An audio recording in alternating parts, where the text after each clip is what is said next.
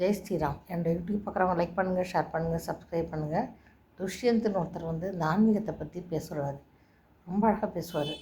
சின்ன பையனாக இருப்பார். அதேமாதிரி டாக்டர் வெங்கடேஷ் இவங்கெல்லாம் ரொம்ப அறிவாக பேசுவாங்க.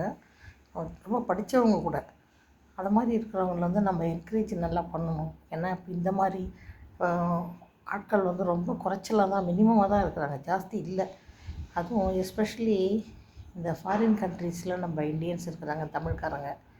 அவங்கெல்லாம் வந்து நம்ம கலாச்சாரத்தை பரப்பணும், நம்ம கல்ச்சரை பரப்பணும்னு நினச்சா இந்தமாரி ஆட்களை கூப்பிட்டு வச்சு நீங்கள் அதிக அளவில் நீங்கள் பிரச்சாரம் பண்ணும்போது அங்கே இருக்கிற ஃபாரினர்ஸ் கூட நம்ம மேலே இருக்கிற மரியாதை ஜாஸ்தியாகும்.